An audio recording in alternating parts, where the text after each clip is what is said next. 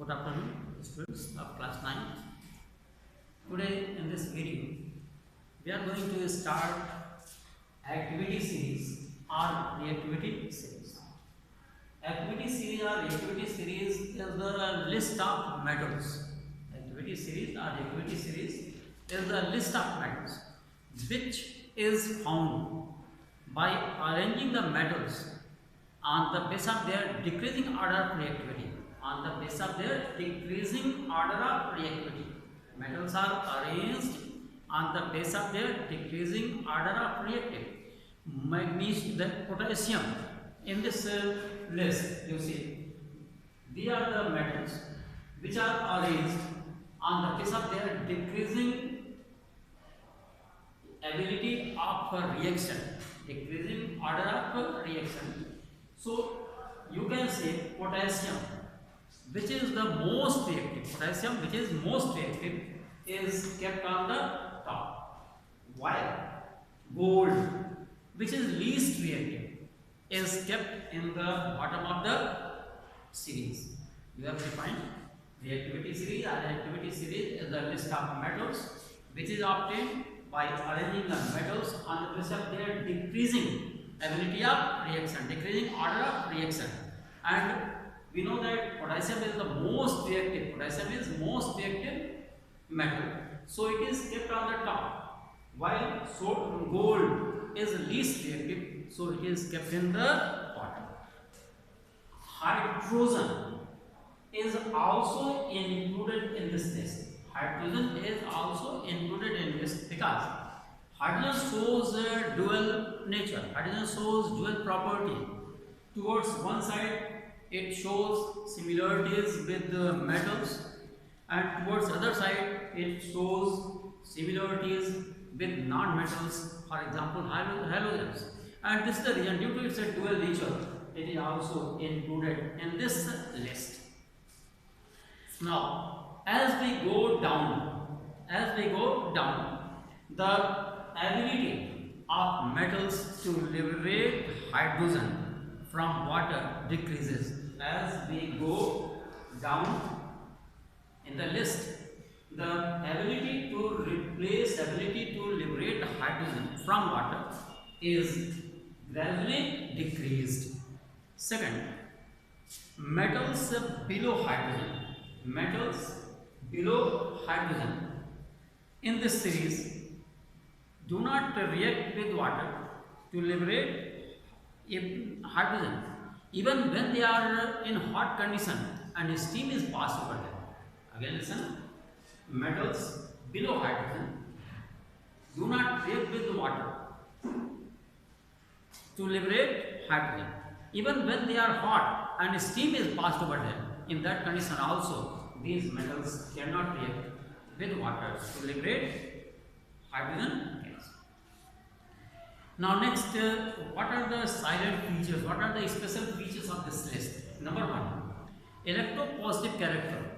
Electropositive character gradually decreases as we go down the list. Electropositive character gradually decreases down as we go down the list.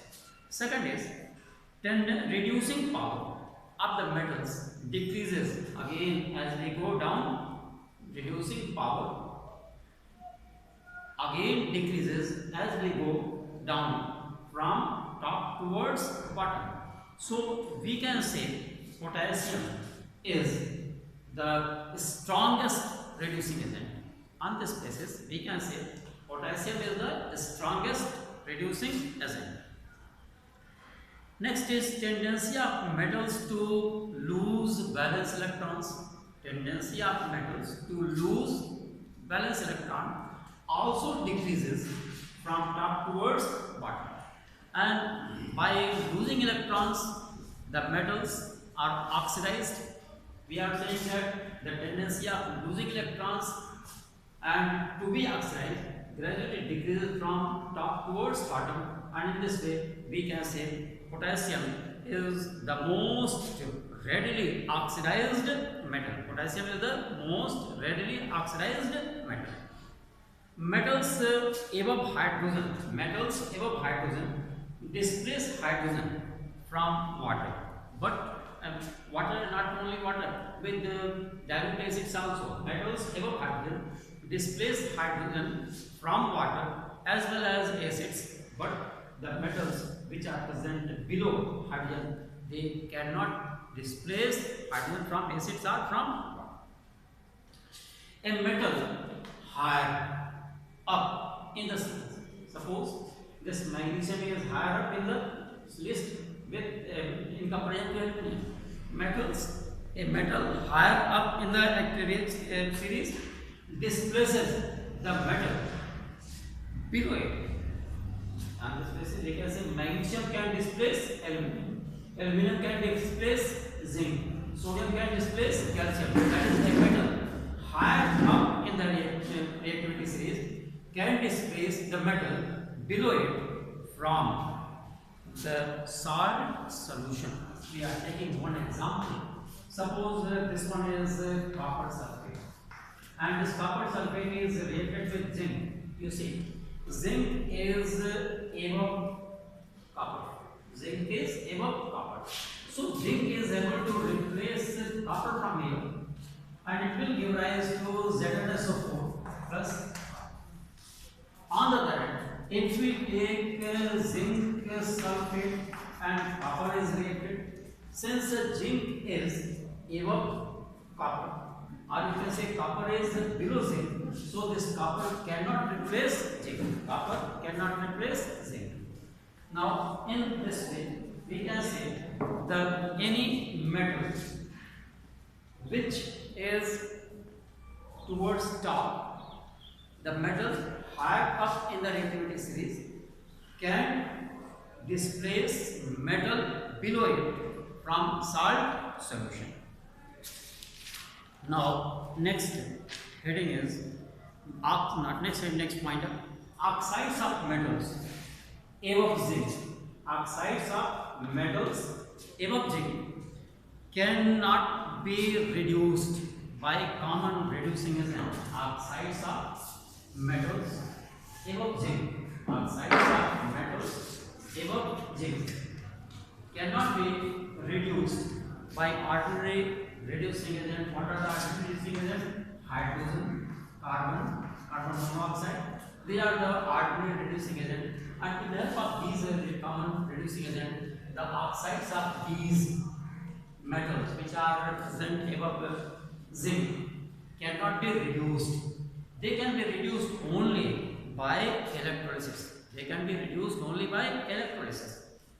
But the oxides of the metals which are present, but the oxides of metals below aluminum can be reduced by these ordinary reducing agents. Again listen, the oxides of metals above zinc cannot be reduced by ordinary reducing agent. They can be reduced only by electrolysis. But the metal oxides below aluminum, can be reduced from these ordinary reducing agents. Now next, oxides of nitrates of reactive metals. Oxides and nitrates of less reactive metals. For example, mercury or silver or gold decompose on strong heating to give metal. Oxides and nitrates, you can take HgO and silver nitrate. When these are heated, then they will decompose to give rise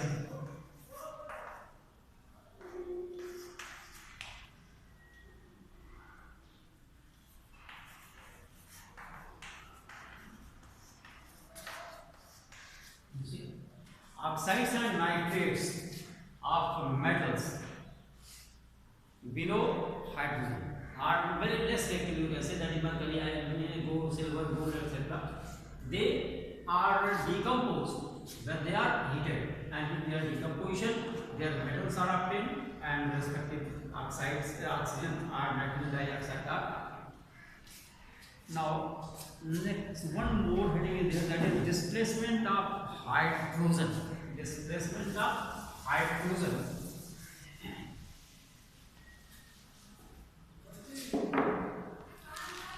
Displacement of hydrogen from dilute acids, potassium, sodium, and calcium, which are highly reactive. Potassium, sodium, and calcium, which are highly reactive. They react with dilute acids. They react with dilute acids to form their respective salts along with the production of hydrogen gas. For example, in this case, you can see calcium sulfate and acid. That is potassium, sodium, and calcium, which are highly reactive. They react with dilute acids to form their salts and producing hydrogen. But this reaction is explosive. They react explosive violence. They react with explosive violence, and their respective salts and hydrogen is produced. Now, magnesium, aluminum, and zinc. Magnesium, aluminum, and zinc. They also react. They also react with acids, dilute acid, to form their salts. And this reaction takes place with not violence. Magnesium, aluminum, and zinc. They can also react with dilute sulfuric acid, but the reaction is not violent. They react to give rise their respective salts along with the production of hydrogen gas. Now, next, iron. They displace hydrogen from the acids gently without any violent action and giving rise to their respective salts. Here you see, suppose iron is reacting with dilute sulfuric acid or dilute HCl, then it will give rise to its respective salt along with the production of hydrogen gas. So you have seen potassium, sodium, and calcium, which are highly reactive. They react with dilute sulfuric acids, giving rise to the respective salts along with the production of hydrogen gas. But this reaction is a violent reaction. They react explosively. They react violently. In the same way, magnesium, aluminum, and zinc, they can also react with the dilute sulfuric acid or dilute acid, forming their salt and hydrogen. But this reaction is not violent. Iron and other metals which are present below this, they react with the dilute sulfuric acid or dilute acid. They also form their respective salts along with the production of hydrogen gas. But copper, mercury, silver, and gold, they do not displace hydrogen from dilute acid. They cannot replace hydrogen from dilute acids. Okay.